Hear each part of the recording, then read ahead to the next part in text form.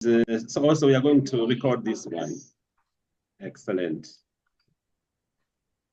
Good morning in America, good afternoon in Europe and Africa, good evening in Asia.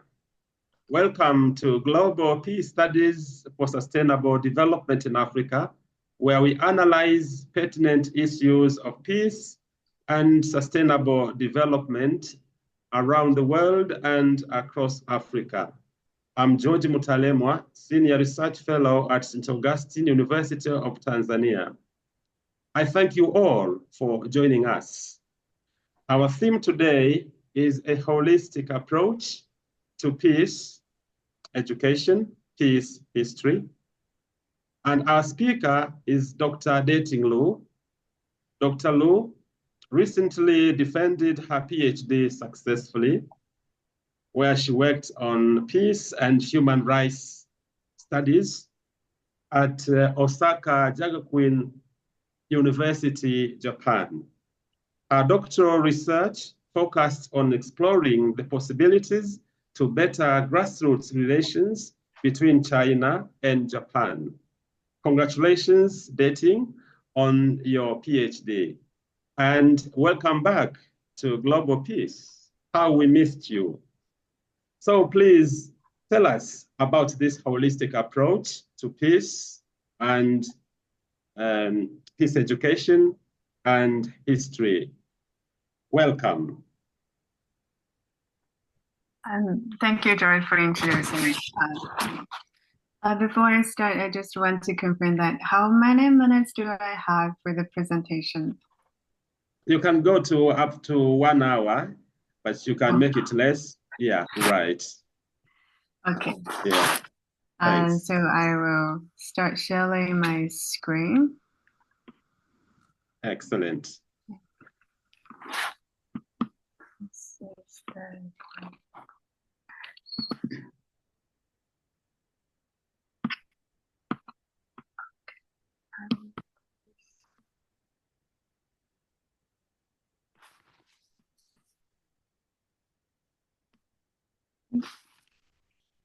And so I guess everyone can see my screen well? Yes, you can see it. Okay.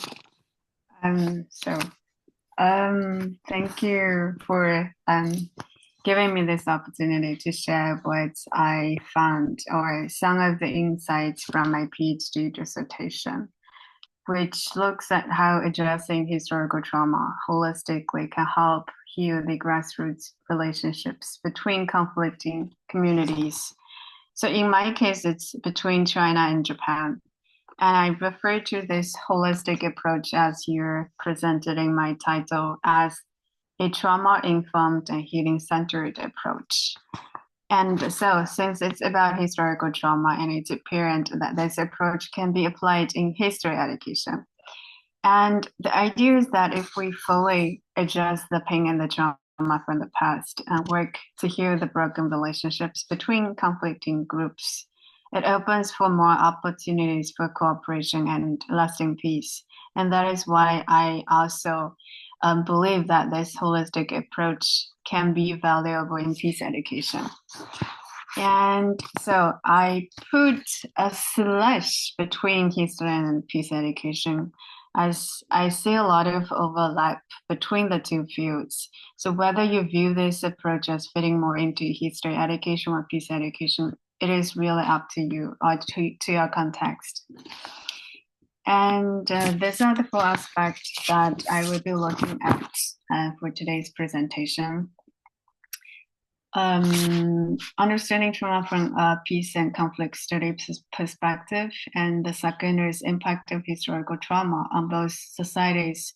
In this case, is the Chinese and Japanese societies, and comes with a case analysis of a program called Remembering Nanjing, and then is the development of a new endeavor called Revisiting Nanjing. And so first, let's look at what trauma means from different perspectives. So here on the left side, as you can see, this is from the perspective of, we could say, neuroscience or psychology or psychotherapy or physiology even. It is understood that trauma is an inner injury that affects both the mind and the body caused by very distressing experiences in the past. And this is particularly clear in survivors of wars and armed conflicts, such as the Nanjing survivors and wartime veterans during the Second World War, for instance. And they often suffer from the symptoms like nightmares and behavioral challenges and speech difficulties, etc.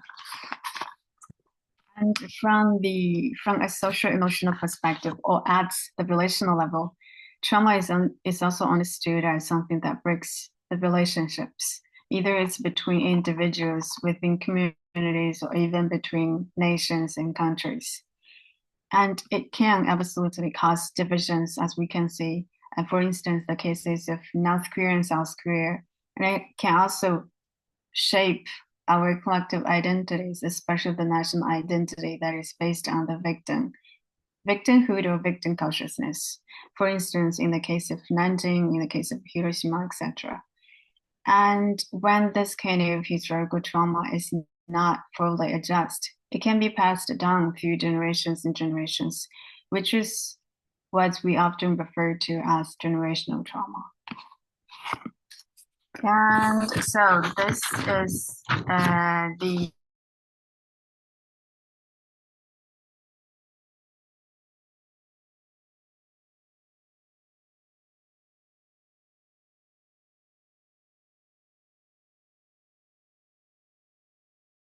We don't seem to hear you, Dating. She froze, I think, George. Yeah, that's right. Will be a technical problem.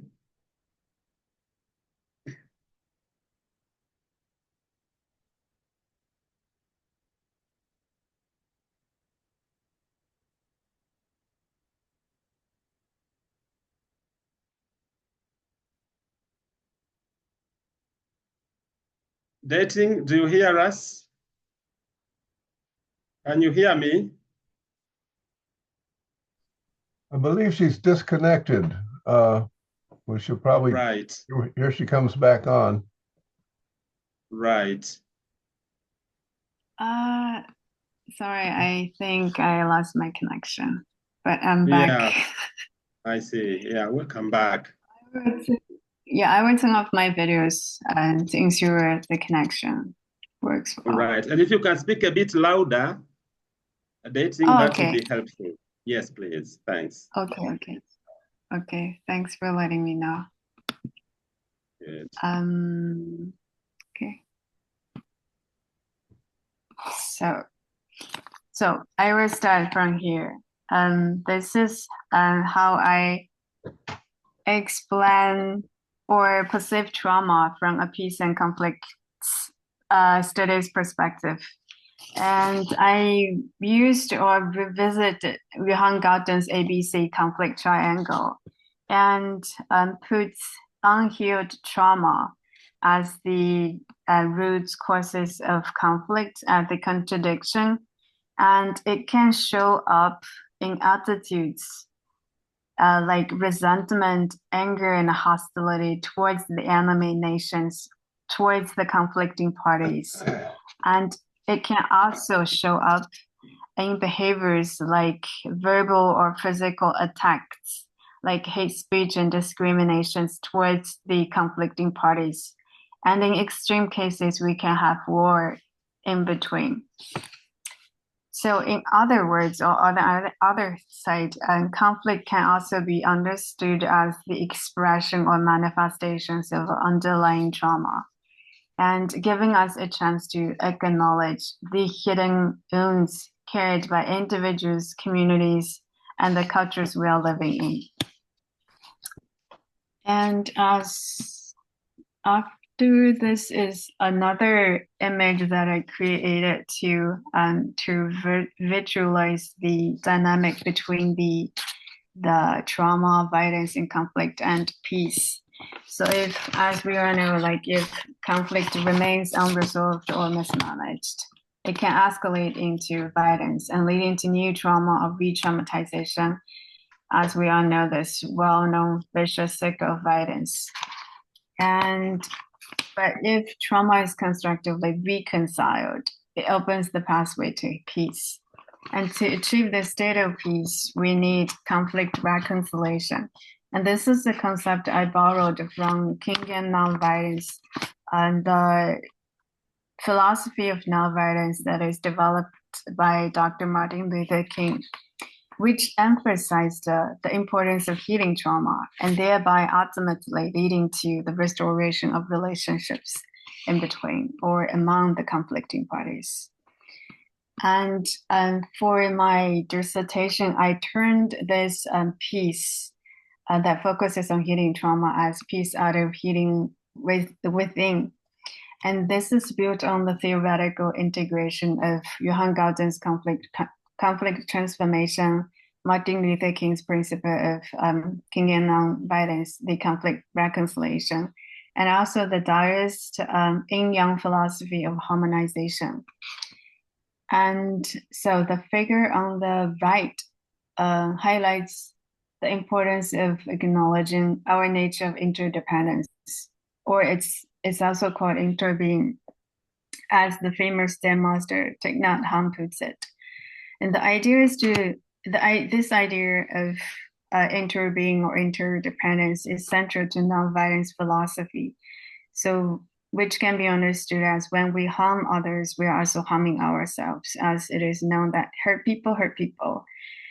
But on the other side, or the reverse version of this phrase can also be true, like healed people heal people.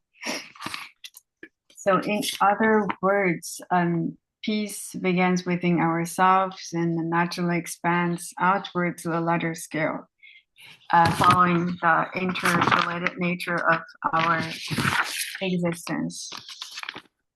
And this is all about the trauma in general, or from a peace and conflict studies perspective. Now let's look at the historical trauma in particular and how it impacts our current relationships with the previous conflicting parties and involved societies and cultures. So the case that we'll be introducing the historical trauma of Nanjing, as basically addressing the China-Japan relations at the grassroots level.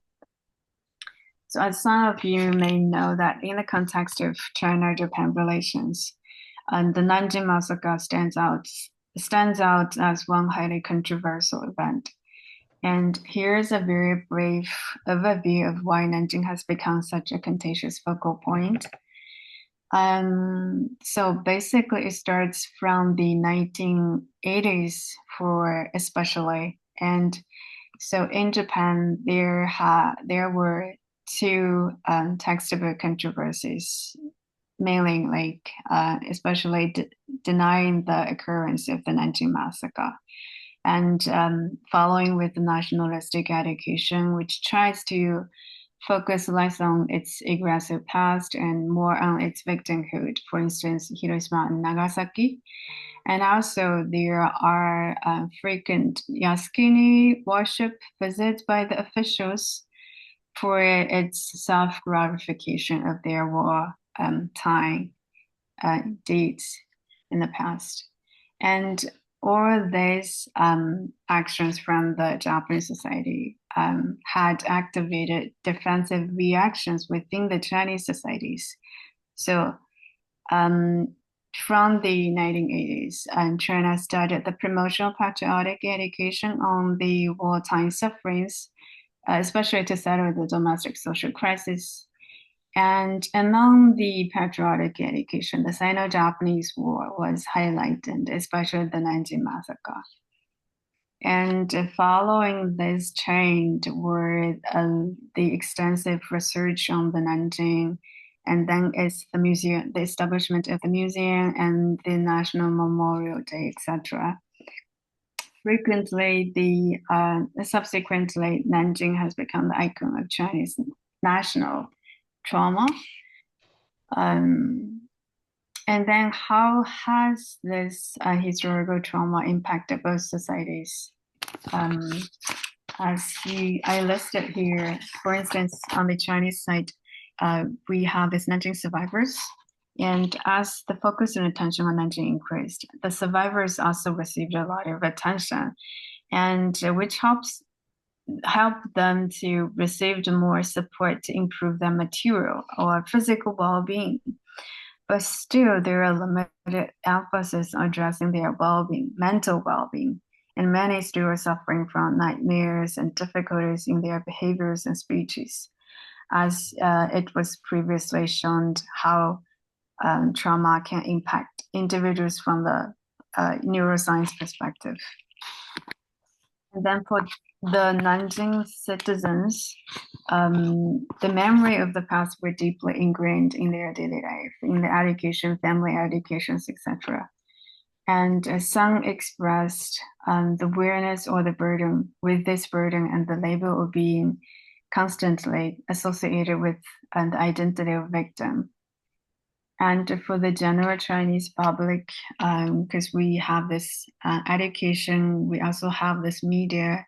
So this historical wounds has been intertwined with the national sentiment in many cases, and gradually which reinforced this strong collective identity as a wartime victim among the Chinese societies.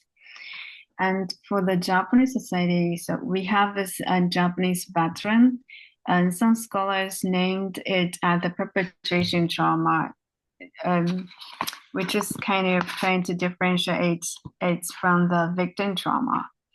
But they also suffer from their wartime perpetration and the guilt, and they have very similar symptoms like the survivors were suffering.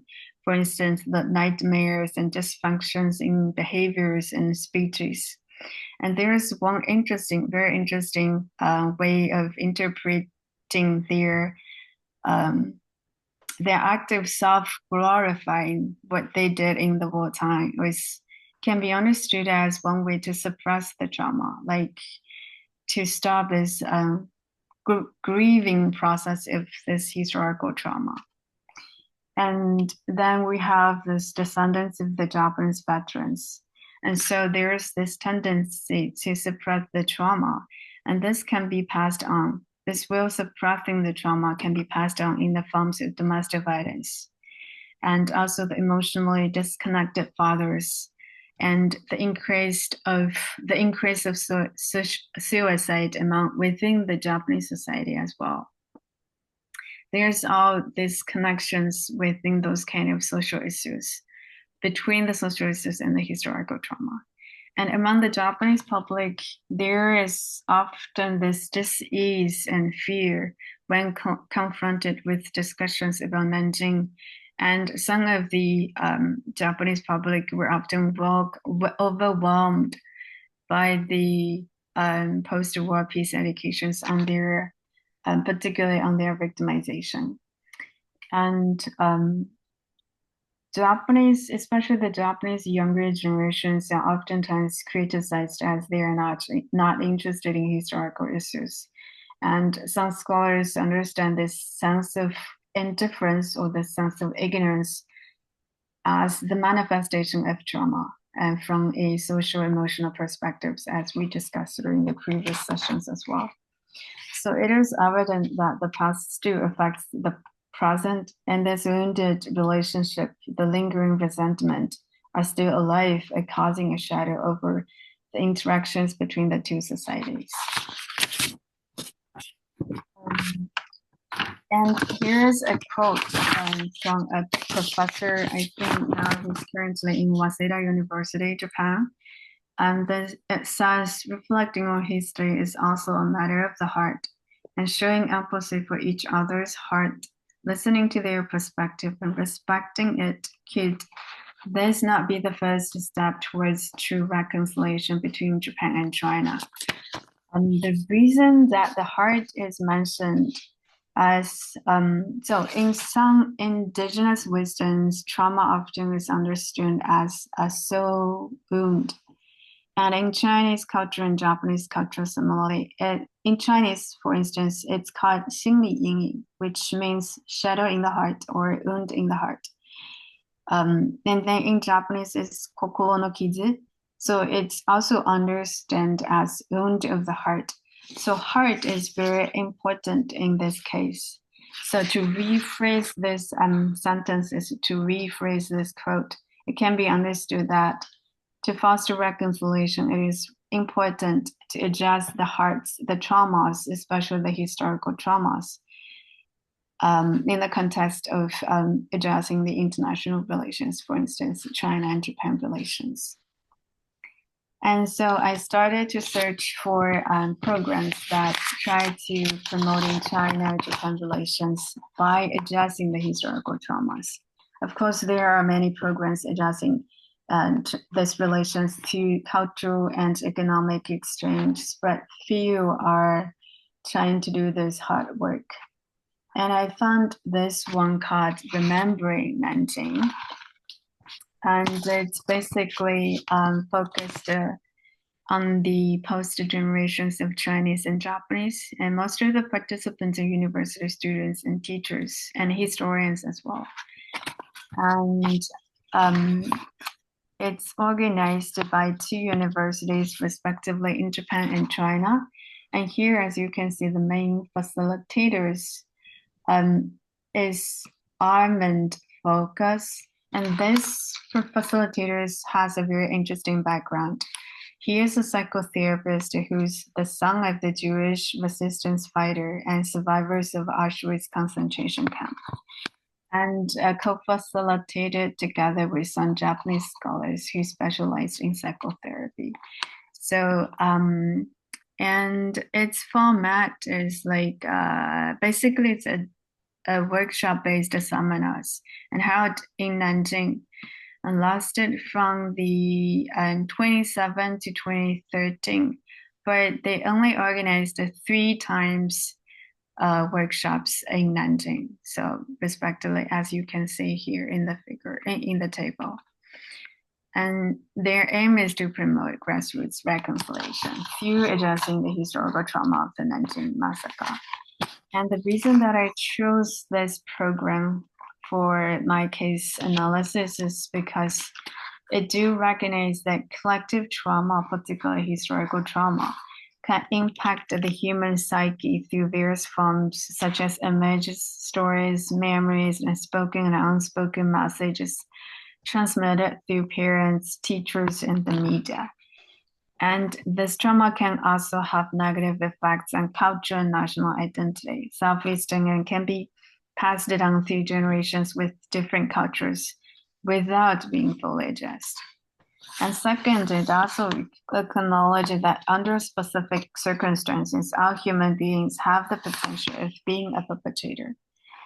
And so, in other words, if this historical trauma remains unhealed, and the previous victims may then become the perpetrator and take aggressive actions for revenge, contributing to the vicious circle of violence, as we mentioned earlier.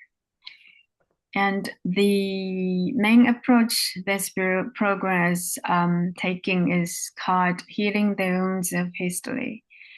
And as most of the facilitators are specialized in psychotherapy, so this is an arts-based psychotherapeutic. There are a lot of arts-based psychotherapeutic techniques applied in this approach. And it's particularly used to address the shared legacy of conflict and historical trauma between two cultures, such as between the Jewish Holocaust survivors and the Nazis. And so after the case analysis, I realized and I found I listed these key findings as I summarized it as it is overall a very trauma-informed program, but it's not fully healing-centered. The reason is that, as you can see on the trauma-informed here, it used a lot of it tried to promote the cultivation of new historical narratives, or instead of saying new historical narratives, it's more like encouraging more comprehensive narratives to remember the history that happened in the past. By, for instance, encouraging a lot of personal shillings to foster a connection with the particular historical events, and by incorporating, as writes here, by incorporating a lot of arts-based therapeutic activities, it also minimizes the likelihood of re-traumatization while participants are learning about these traumatic histories. But as I'm saying, that the program is not fully healing-centered because it reinforced the victim-perpetrator dichotomy by placing excessive emphasis on reconciliation and apology. I understand these two factors are very important aspects along the way of promoting reconciliation. But some of the reports shown that since post-war generations are not the one who directly experienced the war, and due to the lack of history educations on the aggressive past, for instance, a lot of Japanese participants felt uneasy to apologize for what they did not do by themselves.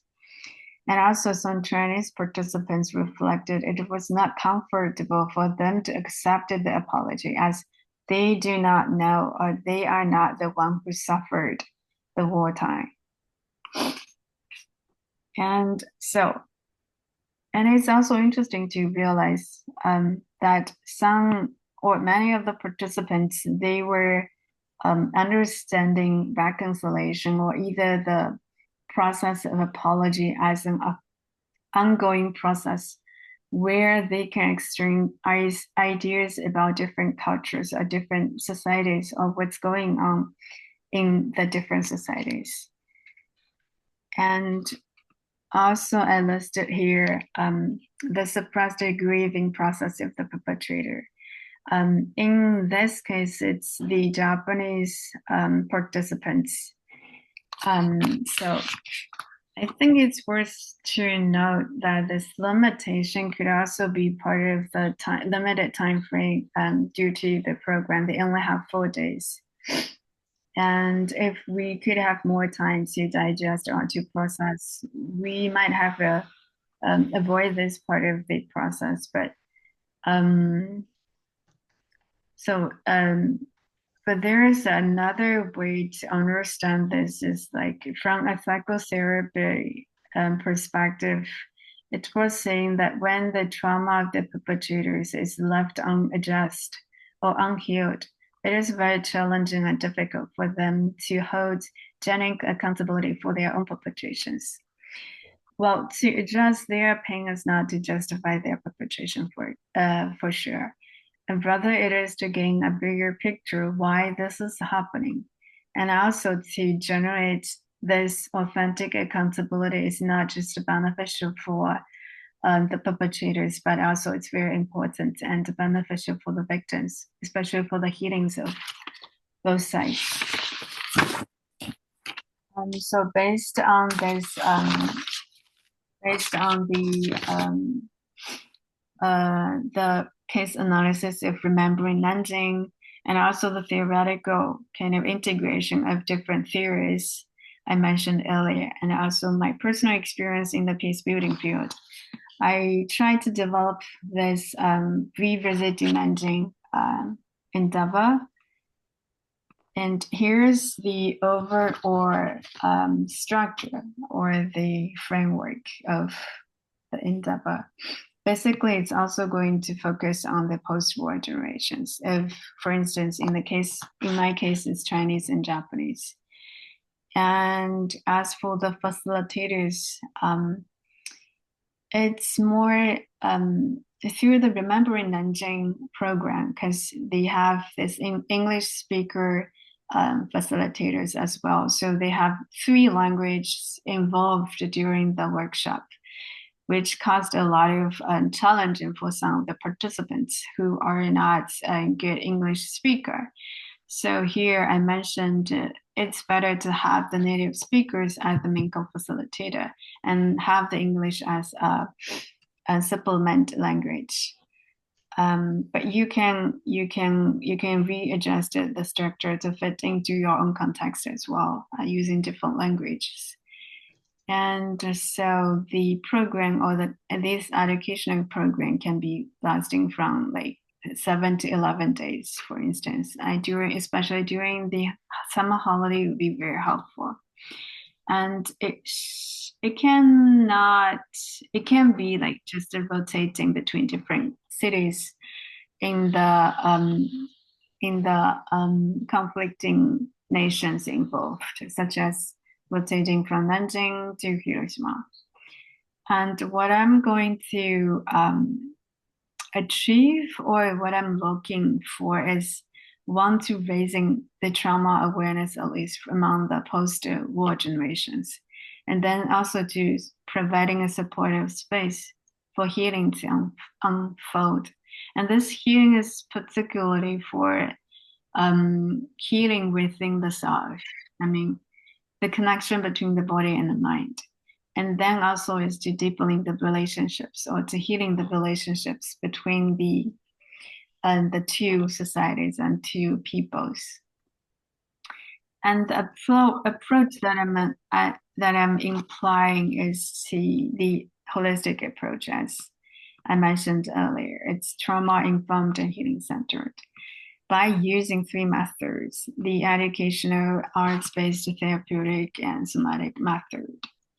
And here's the details about each method. For the educational method, its goal is to include for instance, the objective facts of history, what happened in the past. And this lecture-led learning could be more like lectures delivered by historians, lectures delivered by activists or aspects who are experts who are working in this field. And participant-led learning could be listed 2 activities. One is walking through the history, and the other is history textbooks of different nations. For instance, in history textbook sharings, we can invite participants from different nations to bring their own history textbooks and to discuss what is the difference between or among different history textbooks, and make a presentation and to discover the reasons behind why one particular historical events were so differently narrated in different history textbooks. And then the arts-based therapeutic method is more a revision of the healing the history of wounds, healing the wounds of the history. I revised it into like 4 pieces. And the first one is deepening the connections, which is to, for the very beginning, when the participants, they first met, we can use a lot of playful activities to building the connections. And phase 2 is about raising trauma awareness through personal sharings or personal narratives. For instance, we can use this social circles to get more common stories or common sense of what we shared together among the participants. And then the phase 3 is more about transcending victim-perpetrator dichotomy by grieving together. This is also mentioned earlier, as we in particular circumstances, every one of us can have this potential of being a perpetrator. And grieving together, for instance, in some ritual ceremonies, is very helpful for us to be awakened, to be more aware of the shared humanity that we have in common. And then it's fostering peace out of healing within, which is more focused on the inner healing or healing within the self. And the somatic method is also, for instance, we can have these simple meditative practices such as in yoga, qigong, tai chi, aikido, which is focusing on the body-mind connections. Of course, it's intro healing or the healing within the self. And we also have this advanced meditative practices. This is an ongoing project that I'm involved in. We are using or developing a lot of meditative recordings for a small number of participants who have this, who share this Japanese heritage. And we're doing this monthly meditation work to awaken the historical trauma that is still carrying in our body, in our awareness, in our consciousness, and which is not just to healing the trauma, but it's more about ending the perpetration by focusing on a particular group who share this perpetration history. But of course, after the workshop, we could also encourage a lot of follow-up work. For instance, we can encourage a lot of casual interactions during this, for instance, 7-day workshop. And we can also have a lot of experiential learning, for instance, by conducting a field trip. And this field trip could also include both positive parts of the history and negative parts of the history to have a good balance between, for instance, like yin and yang. And we could also encourage a lot of follow-up dialogues through online platforms, for instance, like Zoom meetings, and also a lot of chat applications as well. But there's a lot of limitations on what I'm developing. And for instance, the idea of trauma healing, it requires a lot of time, energy, and patience, and it is an inside-out work. Thus, it seems not be appreciated by today's fast-paced society in some ways. And it's also very difficult to find a highly qualified facilitators due to the sensitive nature of trauma work. And also throughout my PhD program, because it's during the pandemic, and most of the information gathered were mainly from paper documents and a lot of online activities. So of course, there poses a lot of limitations on what I'm developing, and I would like.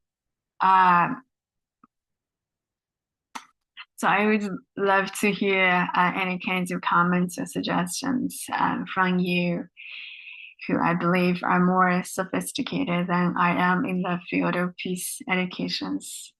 And this is about my presentation. Thank you very much. I'll stop sharing here. Yeah, thank you. Thank you so much indeed, Deting, for this wonderful presentation. Wow, a lot of information. And so, Janet, would you like to start? I am really enthralled with your presentation and your research and the work you've done. It's very significant and widely comprehensive, and it's such a difficult topic. That's one thing I would really love to see, that slide again, where you have the interpersonal in the center.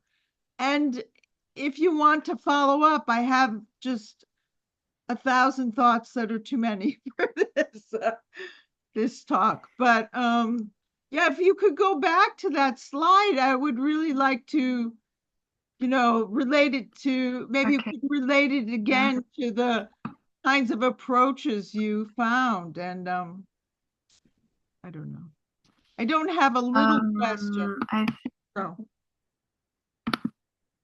Okay, I will share the. It's really quite wonderful. Yeah, that's it. I like this I space interbeing because we rarely deal with that, I think. And you know, this whole range is very just beautiful and well done. And so do you think the I space, well, I think interbeing, I think of Thich Nhat Hanh in Buddhist practice. And are you, and I also like the way you changed Galtung to put the on the bottom of the triangle, the contradictions and trauma, right? Was that what it was? Yes, unhealed trauma. That's like a really very nice addition. And so could you go back to that other one? I really find it so useful. Sure. Yeah, that one. Thank you. I think that wow, you took such a big topic, and so to work on a dissertation and cover that much scope is really awesome. And to take on this, but you took on a really significant, are you like third generation? Because you took on this really significant problem that often the first and second generations can't really deal with. That's my experience with German, you know, immigrants, you know, post Holocaust.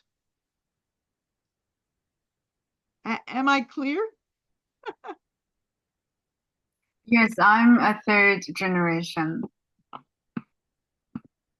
There might be something to that you could, not in your dissertation, but the further studies, what can be done in each level? Because when I was working with, I was living amongst first generation victims, and then the children, like the third generation, were coming to study them in New York.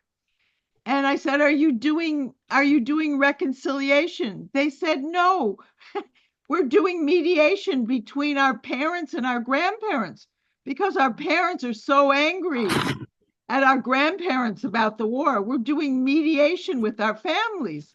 And so anyway, that was my, introduction to peace education, my first opening. Thank you so much, Janet. Yes. And now we'll turn to Richard. I'd also seen Les. You had something to say, but we can go back to you later. Richard, please. I almost told you iPhone. Sorry, thank you. More often, when I find it difficult to go in line with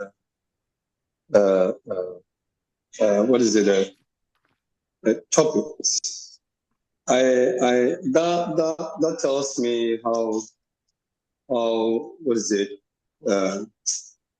factual it may contain. But please let me ask: is reparation the thought? We're looking at the massacre. Let's see if there is still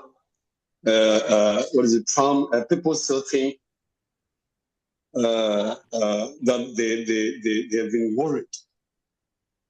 And then second, how ethical is reparation to this current generation? Because they were not there when they were not affected. They were not, even if they were affected at all.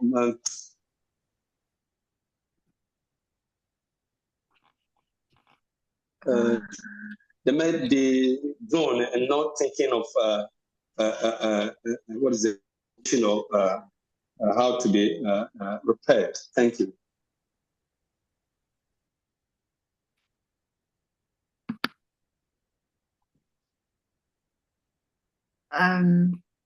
George, can you help me rephrase the questions? Yeah, he's asking about reparation. So I think in areas where there was conflict, violent conflict, etc., and cause that led to trauma, and he's asking whether how ethical is reparation today. That's how I got it. But if Yes, I don't please. capture Yes, it very please. well, you can also write it down in chat. That I think will be quite helpful, Richard. Okay. Yes, please. Maybe as Dating is trying, yeah, please go ahead then. This is not a response, but since my focus is basically, as Janet also mentioned, it's the post-war, or it's in particular the third generation of the post-war generations. So I'm not addressing the those who directly experienced war or armed conflict, which I think is a very different topic, or needs a very different approach from what I'm introducing today. All right. I think that's fine. Can we go to Lester maybe, and then we can go back to that question if you put it in chat, Richard. Lester, please. Thank you. Oh, thank you, George. Actually, I just was putting an applause up there instead of raising my hand. But since you called on me, I'll talk. Because this is really exciting. Deting, you've just done an incredible job. I'm so amazed. And I wish Johann Galtung were still here, because well, not only because he could watch another step in the fall of the American Empire that he predicted, but also sorry, that's my bad sense of humor coming through, trying to cover my shock at the election. But also Galtung wrote a chapter in a book that Jenny Turpin and I did many years ago. And it was, is there a therapy for pathological cosmologies? And he talked about how civilizations that are traumatized then turn around and traumatize others. And so he says that we need some kind of like grand therapy. And you've actually addressed that issue here. It's really amazing. So I really wish that maybe he can see it. I don't know. Maybe he can see it. I don't know what happens next. But I was also reminded of Thich Nhat Hanh's, like Janet, reminded of Thich Nhat Hanh as you were speaking. And there's a story that someone once asked Thich Nhat Hanh, what would you say to Osama bin Laden, the September 11th mastermind? He said, what would you say to Osama bin Laden if you met him face to face? And Thich Nhat Hanh said, I would listen.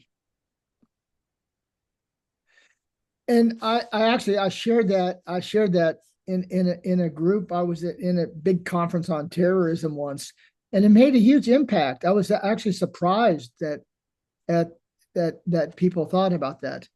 That people were impressed by that notion, because it's so different from how we usually think about revenge and trauma and sort of getting back at the perpetrator.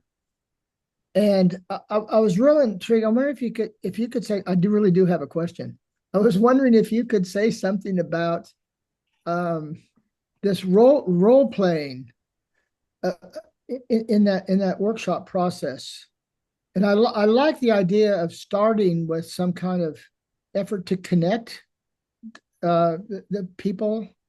And I remember really really vividly going to the Museum of the Nanjing Massacre with when Liu Chang invited us, and we went with a group of peace studies professors from China, South Korea, and Japan. And my only regret is I didn't ever have a good conversation with one of the Japanese participants to see what their reaction was of going to see that really horrible sight. But they also, I'm sorry, I'm going on too long. They also they renamed the museum, right, which I think is really amazing. They shifted the frame for the museum, the Massacre Museum, from the Museum of the Nanjing Massacre and World Peace. So that it shifted from being anti-Japanese to being anti-war, which I thought was really, really brilliant, and a way of healing the trauma.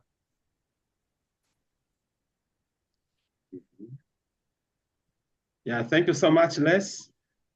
And I can see also Richard has put his comment in chat. If you allow me, I can read it. And there's also a question there. Nanjing Massacre. Well, let me go back to it. He's saying Nanjing Massacre seemed dreadful, and those who were affected may have gone through emotional distress. But by now, I believe most of them are no more. Therefore, how important will this healing process be to this current generation? Do you see that, Dating? Yes, I'm seeing it. Good. Would you say something about it?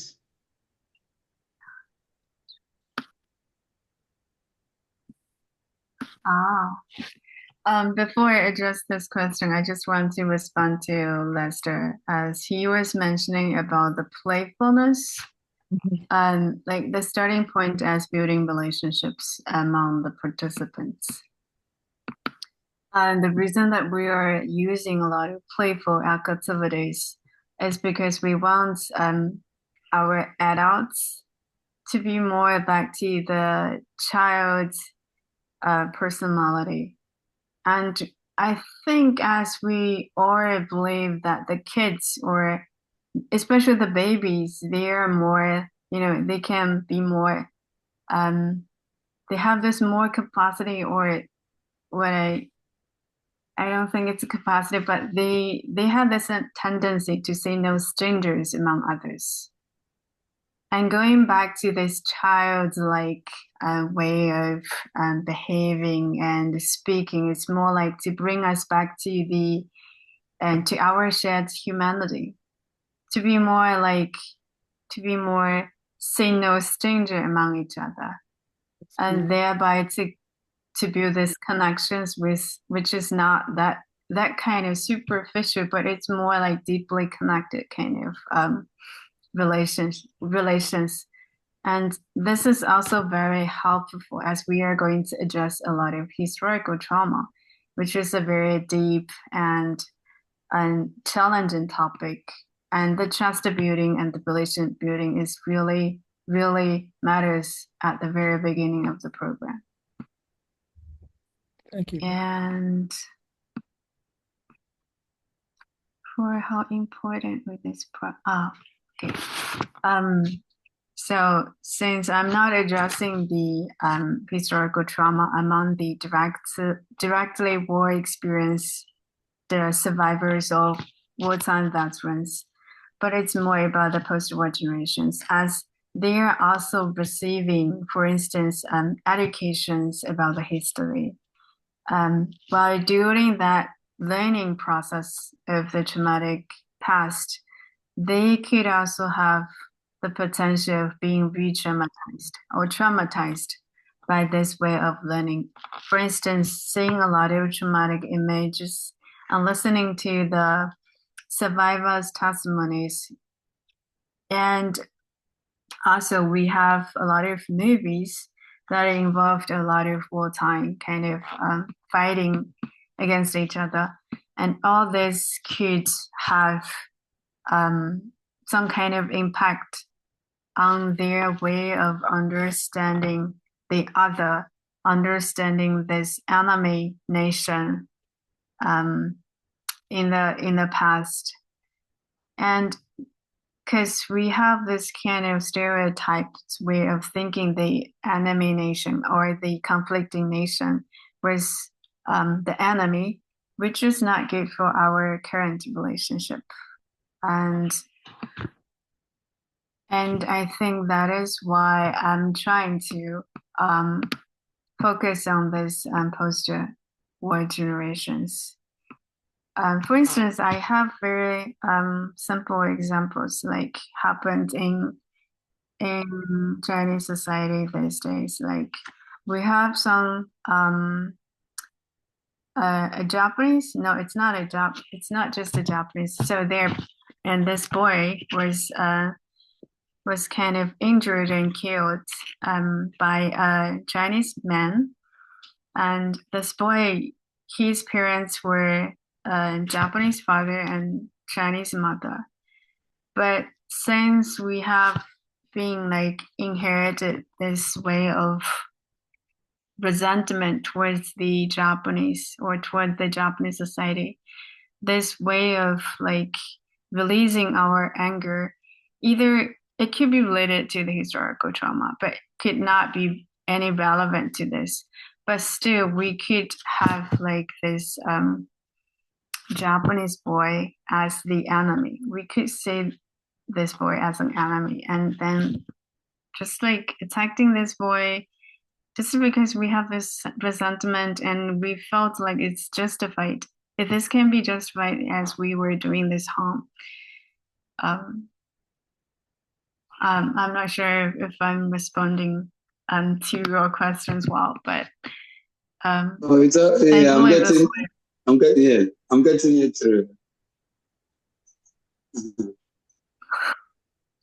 Thank you for understanding. Yeah, excellent. So, Janet, please. Okay, I'm sorry. It's very close to my heart, this work that you're doing. And I'm very touched and impressed by what you've put together.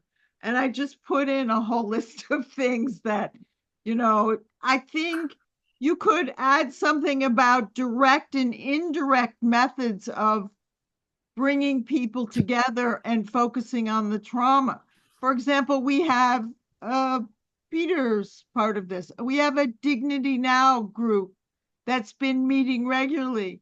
And it comes from the Human Dignity and Humiliation Studies group. And it really comes out of trauma, second and third generation trauma. We never really exactly talk about people's traumas, but we just try to support each other in the current life.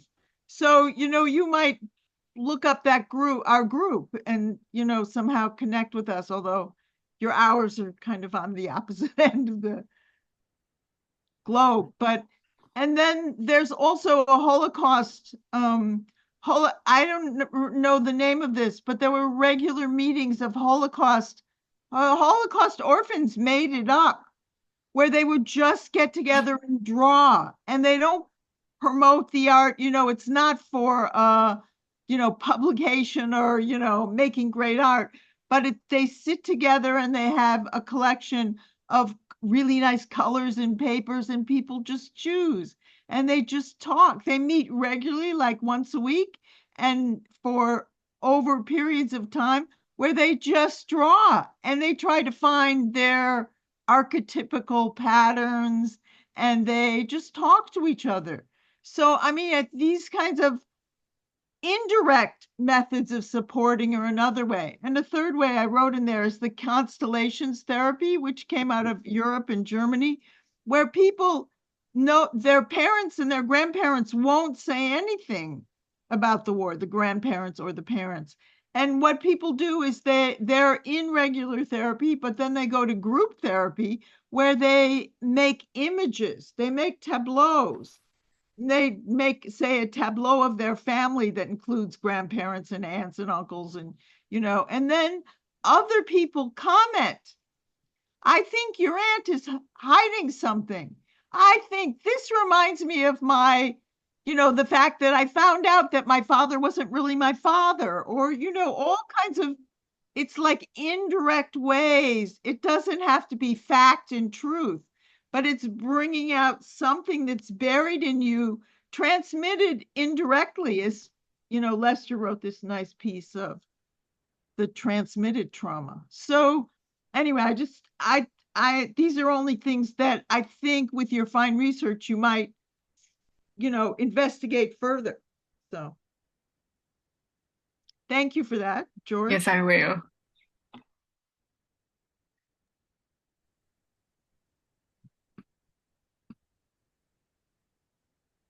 Yes, Peter.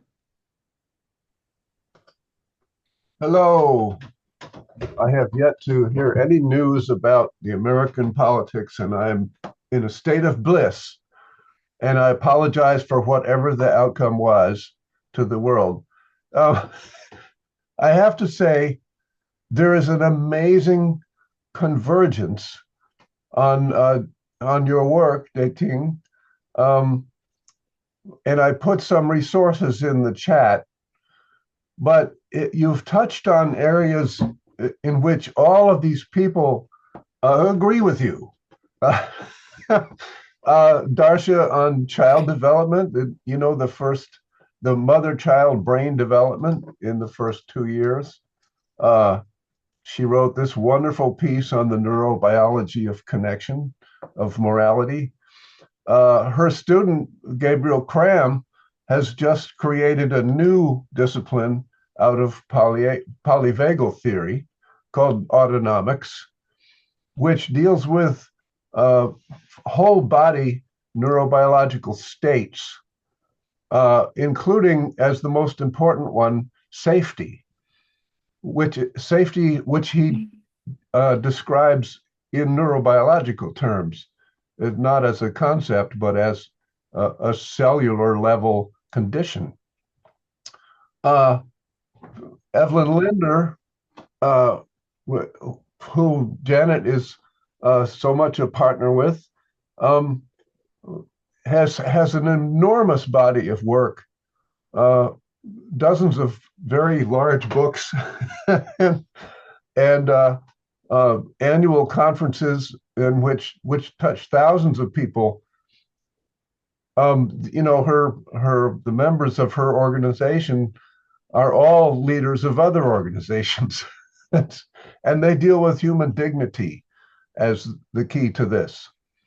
That it's always the case. And as a school bus driver in my retirement, I've seen that a child would throw her life away for dignity, will stand up to brutal adults rather than submit and give up dignity.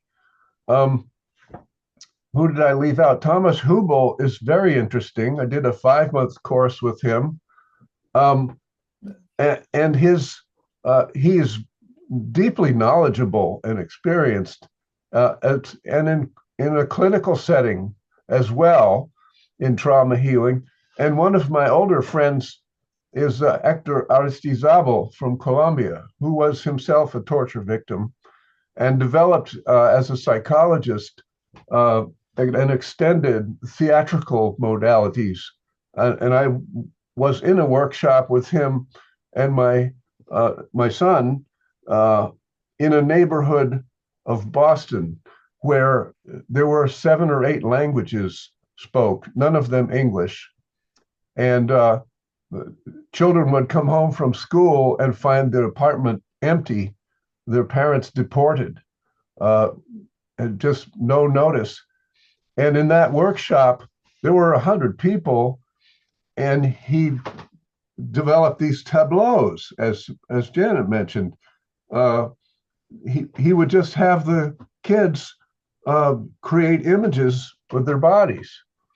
And at the end of the workshop, there was this enormous, comprehensive sense of community, and nobody spoke anybody else's language. Anyway, thank you so much. This is a wonderful and fruitful field of endeavor and study and activism. Don't stop.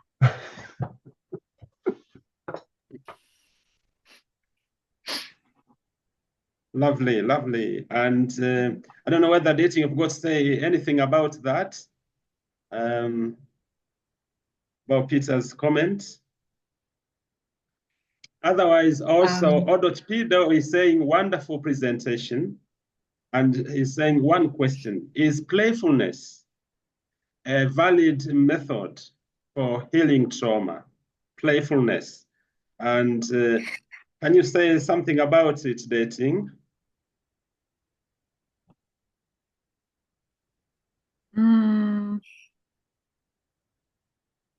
I'm not sure it's a valid method for healing trauma or not, but I believe it's a beginning of we entering to the process of healing trauma.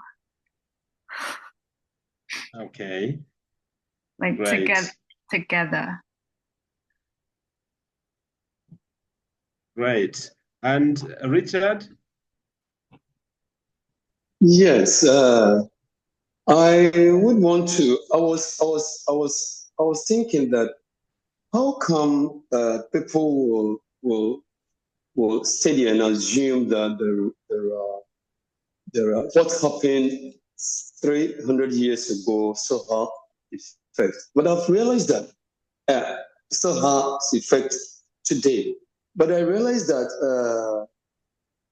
as scientists to trace a bone so many years back and would work as it is, I realized that certain part of us that we human find it difficult to maybe know lived long ago, and then since learning is divergent, everyone has his or a part of studying. Some group of people have studied and noticed, and trying to use those knowledge to support mankind. So I side with that trauma, that massacre, and its trauma today. Yes, it can still be felt.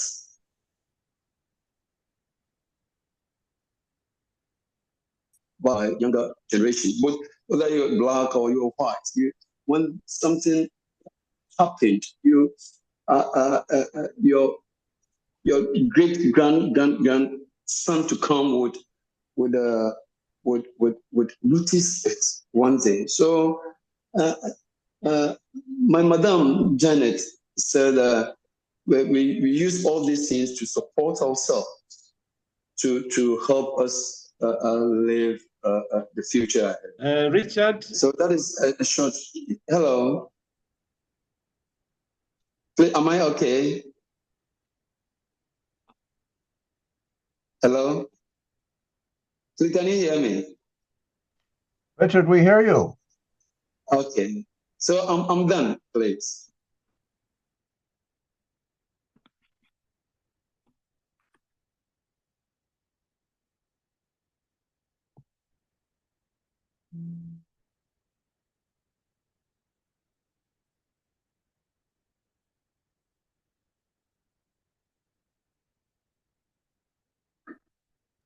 I think George is frozen.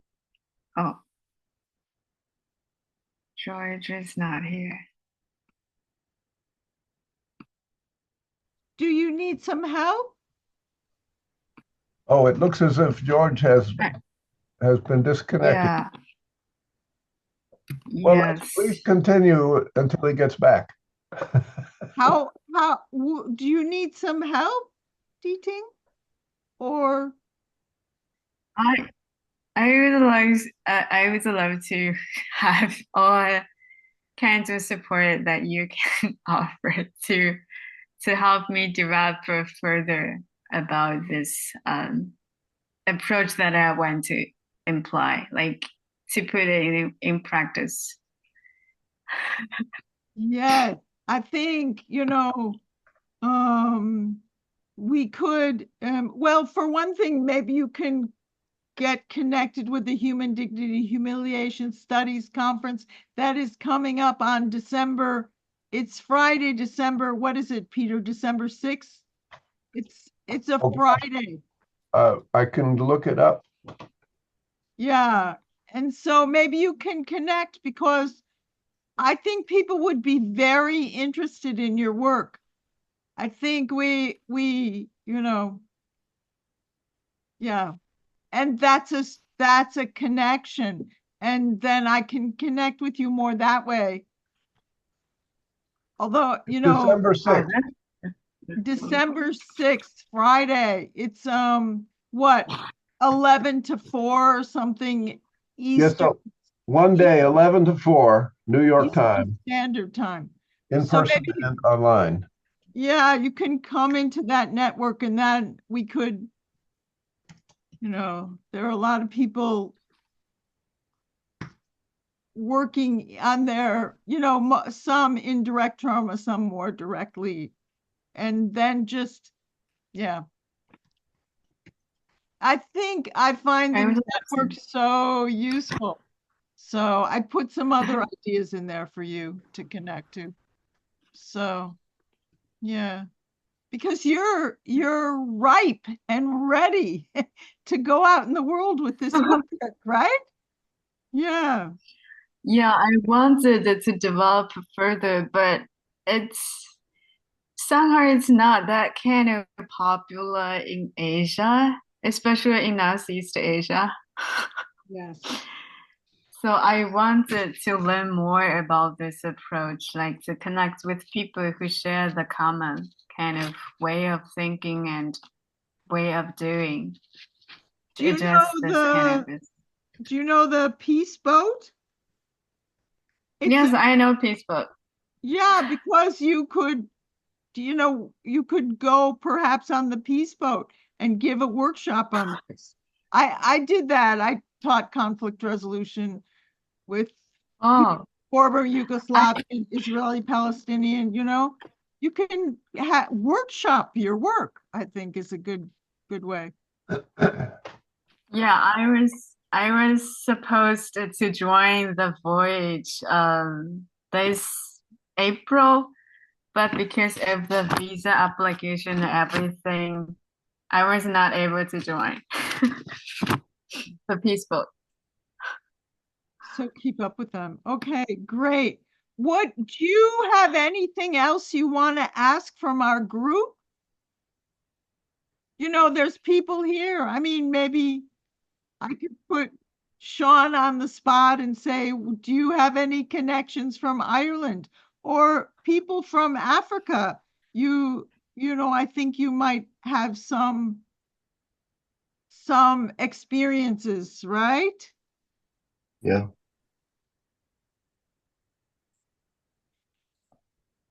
This is an African webinar. We should have more Africans speaking. Yes, please. Yes. Why are we doing all the speaking? Except for Richard. Thank you. Thank you. Who else can we put on the spot?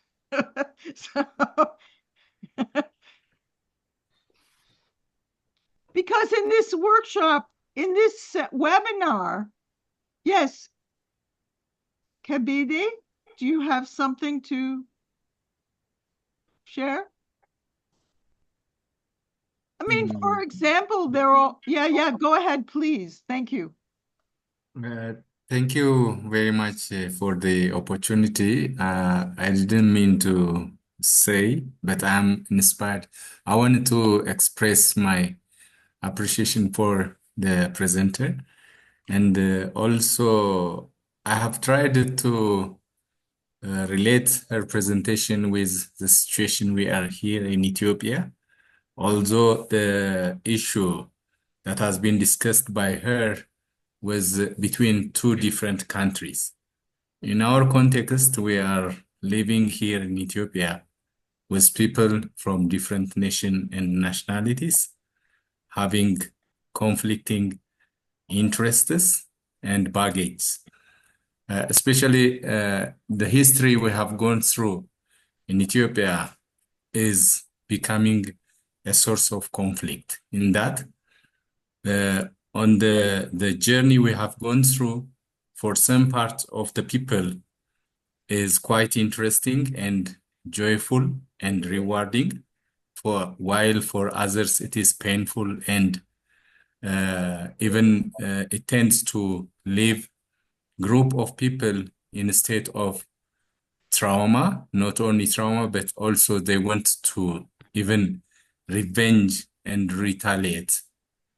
You see, this has happened in the same country, in Ethiopia. But the case of Deting is between China and Japan.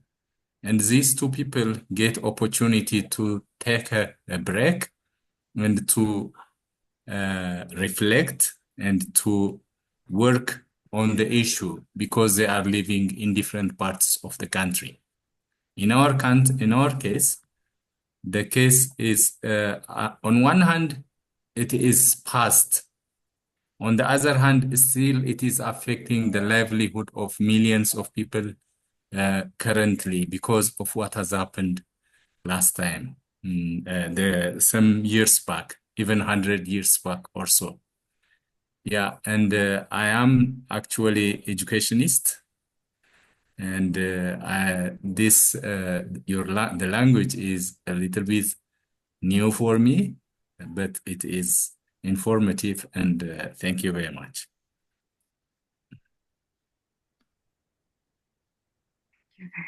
Yeah, thank you very much, Kepede, and thank you so much, Janet, also for keeping the ball rolling. And I can see thumbs up from Chip. And of course, this is all collective work. So thank you so much for your cooperation. I just, because of the internet disconnection, I couldn't really hear some things for some minutes. So I'm glad that I'm back. And lovely. So any other comment or question?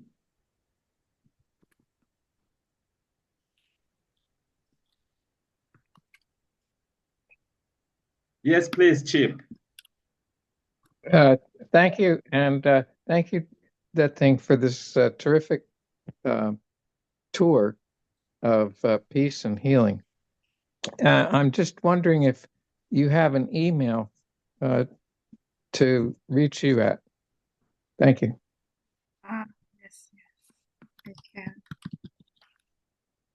I will share in the chat. Thank you so much. Thank you. And I don't seem to see another hand or question. Maybe there is. But you said something about, of course, the reconciliation between Japan and China. And as you are there in Japan and, of course, in China, have you seen this kind of experience, this kind of reconciliation? Can you just move around freely and talk to people? And how do people, like ordinary people in the street, as some people say, how do they relate to each other when Japanese and Chinese interact?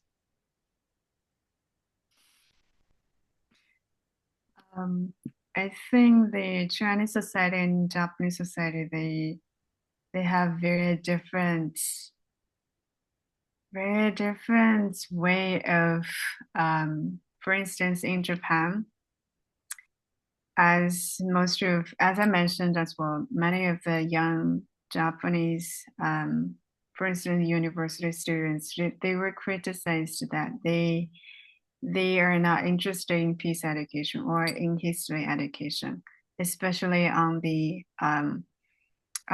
Japanese colonial history, and which it's not like it's not a good or bad, but it's more like there is some evidence show that because of the peace education that is too much focused on the victimization of, for instance, Hiroshima and Nagasaki, which kind of traumatizing the students. And somehow they developed this kind of trauma symptom of like disassociating from these kind of traumatic history or traumatic historical facts.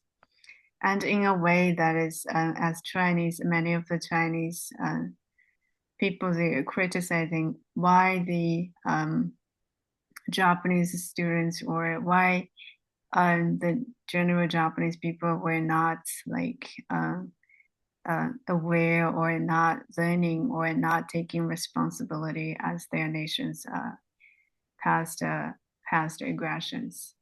But in China, it's more like we have this very strong sense of, Japan has been the aggressor in the past.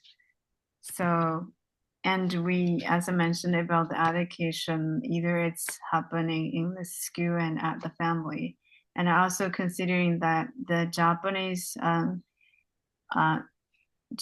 aggression in China has been the, I think it's the last war that is conducted in China by foreign nations. So these memories were vividly kind of kept in many of the survivors. And those kind of and many of the survivors, they were kind of sharing. For instance, in my case, my grandparents, they experienced a war.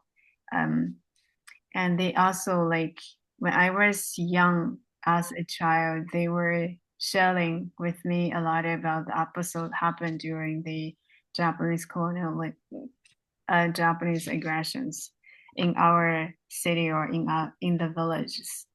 So, like, even the generation, like I'm the third generation, I still have a lot of kind of connections with this type of histories. So this, and also because together with the education, we kind of somehow have still holding this resentment or holding this kind of, I don't know, maybe it's not hatred, or maybe it's just a kind of negative feelings towards the Japanese society. And at the university that I'm teaching, I was asking the students how do they feel about Japan? How do they feel about the Japanese society? Some of them, they directly expressed, I don't like Japan. I don't like the Japanese people because of the past history. And so it's really like one is still holding this resentment. On the other side, Japanese society is more like indifferent, but in the ways how the Japanese medias interact, like interpreting some of the Chinese news, is also, I think it's very negatively interpreted about the China and about Chinese society overall. So I don't see any positive like interactions in between, like so far. Unfortunately. Yeah, thank you so much, Deting. And Evelyn, you're welcome.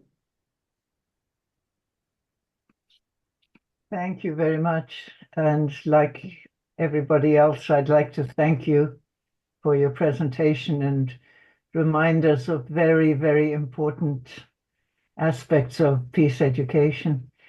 Not just remind us, also pioneering, so on both levels. My question goes back to playfulness.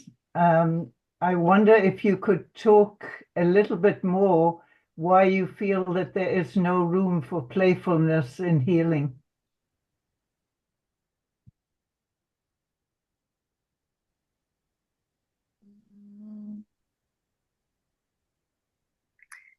Can you rephrase your question again? I'm sorry. Somebody had raised the question whether there is room for playfulness in healing, in trauma healing. And I believe that your response was that that it was not relevant to the process.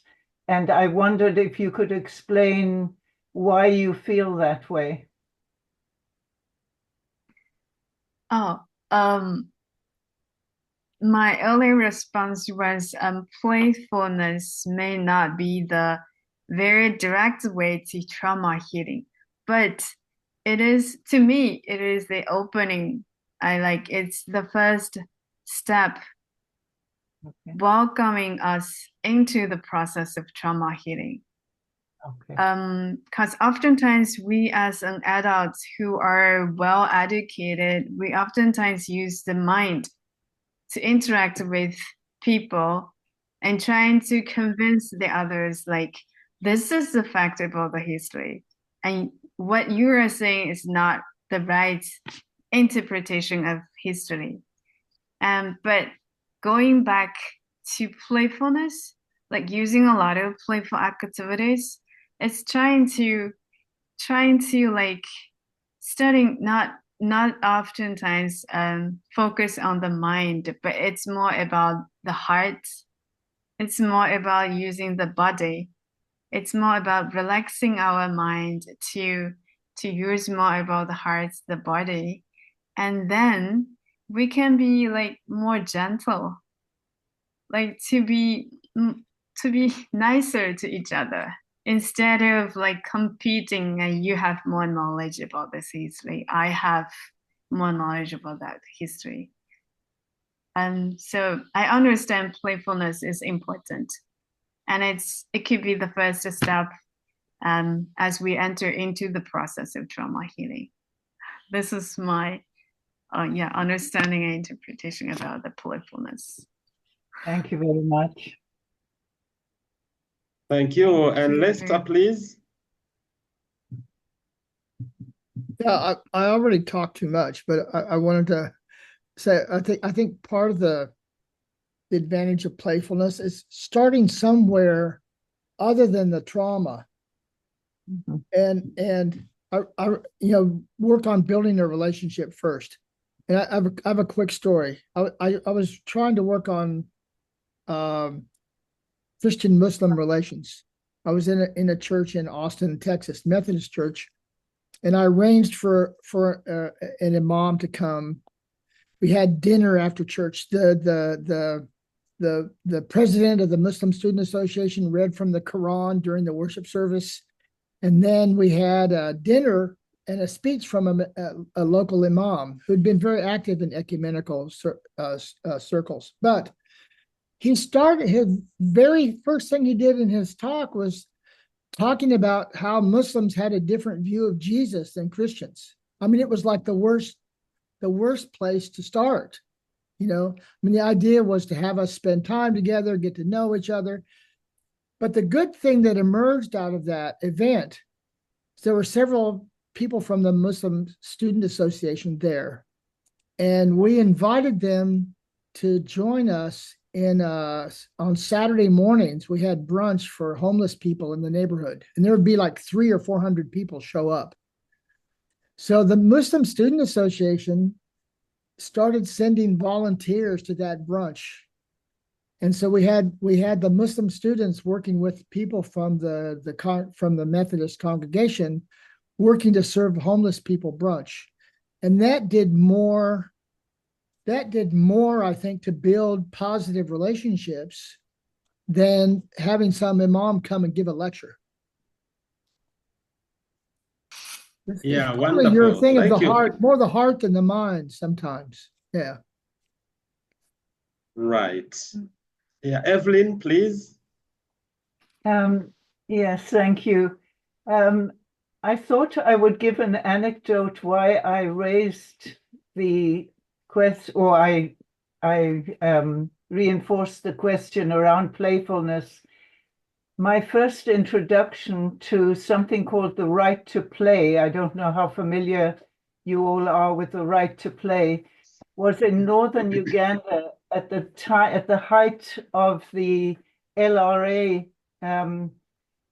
capture of boys for child soldiers and of girls for wives for the child soldiers, and witnessing schools where in recess, normally this would be one school that was hosting two other schools where they'd had to relocate because of the LRA. And in the recess, normally one expects children to start nudging each other or giggling or playing or something. And there was complete silence. There was absolutely no difference in the children between when they were being taught and supposed to be silent and when they were given permission to play. And at that point, I learned about this organization, The Right to Play, where their focus is on bringing footballs or toys or something to situations where the children can learn to be children again. And I go back to your comment about the need for us adults to become babies again. So that's why I guess I see the link, and I totally understand. I totally understand your explanation of the differentiation between preparing oneself for the mind work, and that play is very useful in that preparatory stage. And as I think we've had in a previous presentation, to echo Lester's point, where they started with members of communities who were estranged from each other, and inviting the women to prepare their favorite food together, and how that led to peace building. So, thank you. Thank you very much indeed. And maybe Dating, you've got one sentence for as we close. And I thank you. For sure, I'm looking forward to a more peaceful world, a peaceful society, and without not trauma. So Dating, please. I just want to say thank you for all the one kind of comments and suggestions that you offered. And just one response to Janet as she was asking what kind of support do I need or do I want from you is I really want to further study about trauma healing, about various kinds of approaches about to trauma healing. And I was wondering if there is any resources that could be simply be a training out there that is available that I can join. I would love to receive this kind of Yeah. resources or information. Thank you. I can see also Thank there you is so much. a comment from Janet on the conference. If you can just briefly also say something about it, and I can see also Peter has raised his hand, and then we close. Janet, please. Okay, so the Human Dignity Humiliation Conference is free. And I could imagine somehow we present, I don't know if you can present this time at this conference, but it would be great to have you present your work to the group in some form. Sometimes we have symposium, and it's like, I don't know, because we're going to be hybrid live at Teachers College in New York and also online, you can just come and familiarize yourself with some of us, or, we try to make reflection groups, but really I have no idea how it's going to be this year. But that's one place to connect to a group of people, like, you come in here and there's a whole bunch of resources available, streams you could follow. So that's, and there's a link Peter gave, so you could follow through with that. Thank you, George. Excellent. Thank you so much, Janet. Peter? Yes. I was going to suggest two things. One is that the Thomas Hubel outfit is doing a course very soon, and there's a free version of it that you can sign up to just to check it out. And I put his website in the chat. I also remember that there's a related organization to Hubel, which is called the Pocket Project. I'll put that in the chat right now. And I think they're in northern Scotland. They're a very interesting group, and they're often collaborating with Hubel. The other thing about Hubel is, Bayo Akomolafe is a rising star among that crowd. I met him personally last month, and we connected deeply. I would pursue that because it's a nexus of a vast array of fields of study and related disciplines. It's the best I know of. Thank you. Yeah, thank you so much, Peter. Thank you, everyone. Thank you so much, Deting, for your time, for your presentation. So we look forward to seeing you again on Wednesday. I wish you all the best. Thank you and goodbye. Thank you. Thank you. Bye-bye. Thank you.